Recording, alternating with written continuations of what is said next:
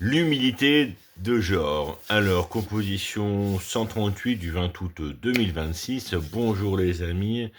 On parle souvent des hommes arrogants et vantards, des femmes méprisantes et méchantes, mais qu'en est-on de l'humilité? Que mettons en face de ces travers-là? Ici, nous allons définir donc l'humilité d'une femme dans sa capacité à garder en mémoire en fait ses faiblesses et l'humilité d'un homme dans sa capacité à renouveler sa confiance après une déception. On y va tout de suite, le féminin, le masculin, et puis une petite conclusion qui va bien. Alors le féminin, se souvenir de sa faiblesse, tout d'abord, c'est une forme de sincérité envers soi-même, c'est reconnaître en soi qu'on est faible, c'est éliminer les autres causes, les circonstances, les erreurs d'observation, les influences, pour être sûr que c'est soi-même qui est en cause.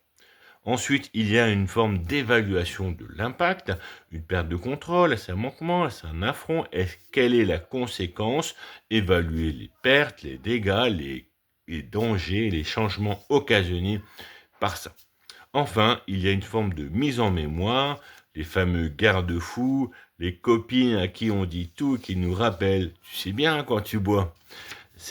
Donc il y a ce phénomène de mémoire, il y a aussi des phénomènes de stress qui va aussi émotionnel, un stress de prévention, ou encore, donc souvent, c'est souvent les traumatiques, hein, là j'ai eu une mauvaise expérience et l'émotion va m'alerter.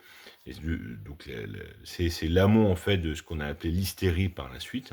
Et puis enfin, les écrits qui vont formaliser en fait la faiblesse, le fameux carnet intime hein, que l'on connaît à l'adolescence, mais que certaines conservent tout au long de leur vie, dans des formes peut-être différentes, dans notre rapport à l'écrit, mais souvent dans des formes beaucoup plus secrètes, beaucoup plus cachées. En face, le masculin, l'humilité masculin, il commence déjà par acter: est-ce bien cela qu'elle m'a dit? Je suis un macho et je la prends de haut. Donc c'est bien vérifier toutes les façons que l'on peut prendre une chose, si ce n'est pas mal compris, si c'est bien à moi que c'est dit, est-ce bien devant témoin? Puis là, on va jauger un peu la gradation. Est-ce que c'était dit sous colère? Et c'est là les fameux crans euh, que l'homme va poser. Il faut surtout pas parler de ceci, surtout pas parler de cela. En fait, c'est des indicateurs d'échelle, en fait, de gravité. Voilà, elle m'a sabré sur mon poids, elle m'a sabré sur mes cheveux, elle m'a sabré sur mes parents. Là, c'est terminé. On va voir. Bon, bah là, ça a été, elle était vraiment pas contente, mais bon, on va faire le dos rond, puis on va continuer comme si de rien. L'acte, enfin, va ensuite ouvrir une négociation.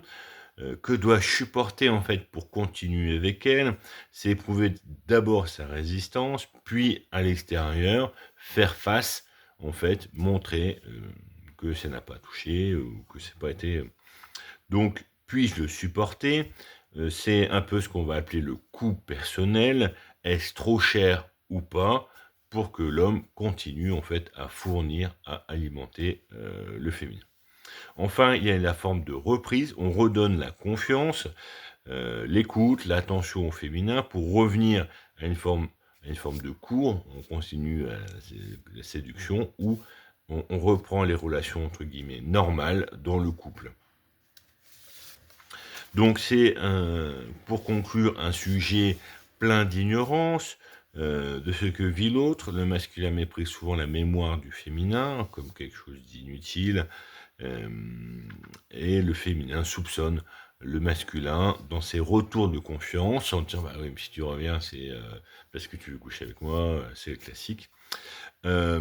Pire, cette incapacité de se comprendre ouvre souvent la voie à une ignorance significative. Donc c'est une incapacité en fait au masculin à voir les femmes qui n'ont pas de fond, qui restent dans le superficiel, et de l'autre les femmes qui tombent sans cesse sur des masculins, des collectionneurs qui couchent avec et qui les larguent juste après. C'est aussi des grands classiques de ce qu'on voit dans les romans à l'eau de rose, comme on dit.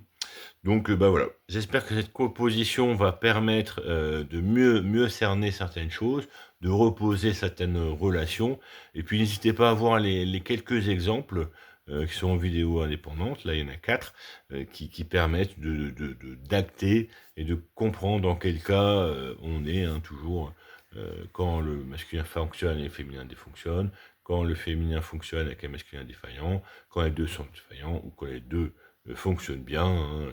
Ici, l'humilité, dans le couple, une sorte de forteresse, une forteresse plate, impossible de rentrer dans ce couple malgré, des doutes apparents et des choses qui sont, plus breloques et ben, ces breloques en fait, sont quelque part le ciment qui va tenir, le couple et s'attaquer en fait à ces breloques, c'est un peu s'attaquer au couple.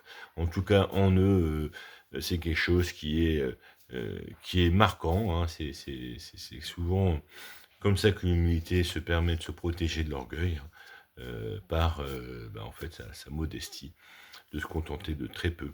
Voilà, je vous remercie beaucoup pour votre attention, à très bientôt, au revoir.